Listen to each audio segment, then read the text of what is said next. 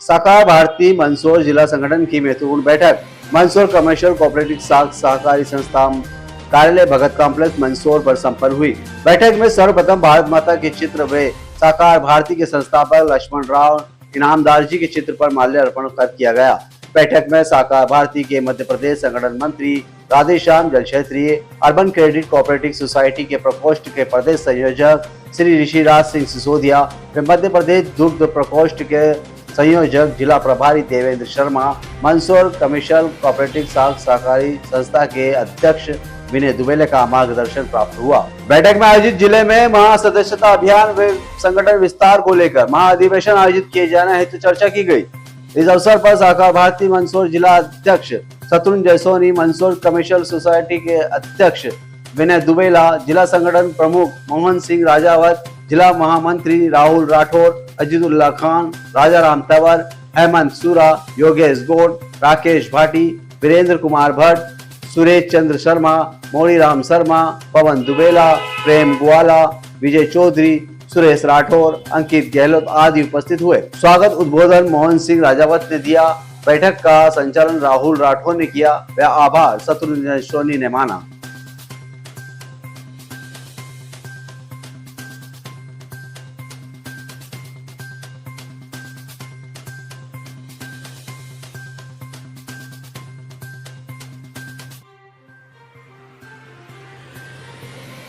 आज मंदसौर जिला सहकार भारती की महत्वपूर्ण बैठक कामकाजी बैठक थी।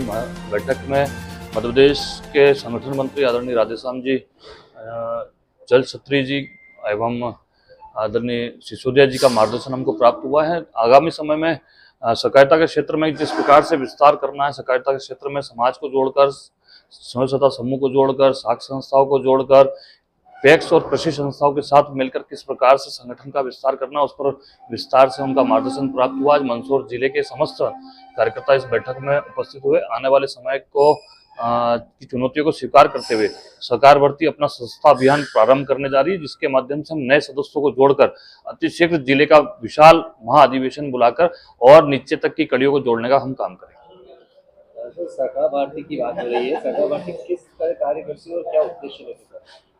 देखिए, सहकार मतलब वर्ड से आपको परिलक्षित होता है कि लोगों के एक समूह को मिलके और कार्य करना। क्योंकि भारत सरकार या मध्य प्रदेश सरकार या कोई भी सरकार एक निश्चित लेवल तक ही लोगों तक पहुंच सकती है।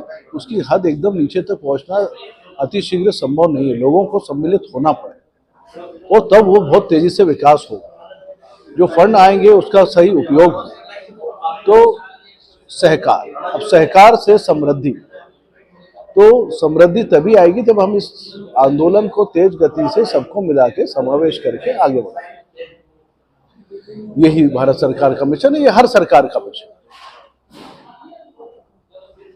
गरीब आदमी, पिछड़ा आदमी, कम पढ़ा लिखा आदमी गांव में, उस तक पहुंचना है, आखिरी व्यक्ति तक पहुंचना है। ये भी हमारा मुख्य लक्ष्य है, जिसको हम अंत्योदय कह सकते हैं।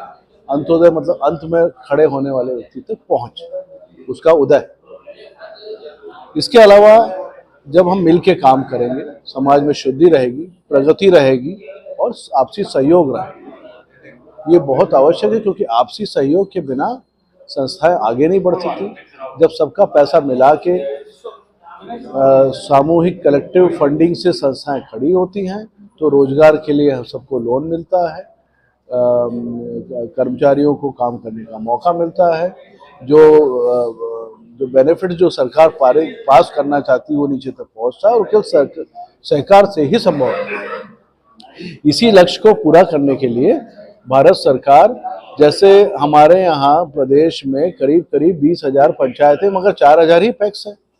तो 20,000 पंचायतों में उनका लक्ष्य है कि 20,000 कम से कम पैक्स होना चाहिए, हर पंचायत पे एक पैक्स।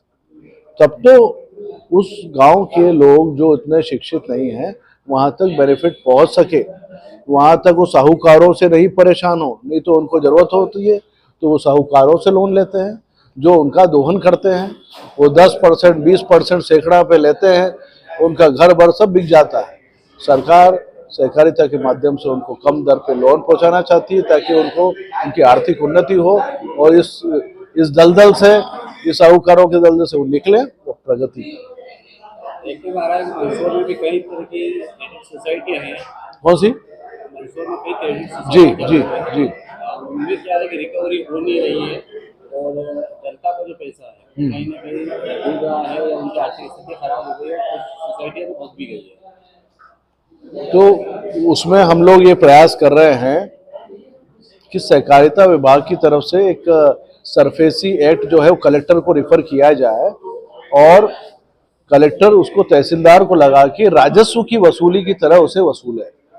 जब राजस्व की वसूली की तरह वसूला जाएगा चीज को, तो वो उम्मीद है कि वो 100% की चीज 1 साल 2 साल में 40% 60% तक पहुंचेगी।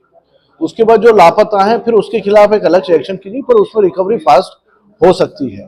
तो हम लोग प्रयास कर रहे हैं कि उसको हम राजस्व विभाग के महकमे को साथ लेके और सरफेसी एक्ट में यूज करके और इसको आगे बढ़ाएं ताकि रिकवरी फास्ट हो सके और कुल मिला के संस्थाओं की जो जमा पूंजी है वो बराबर उन तक पहुंचे और वो जरूरतमंद लोगों तक उसको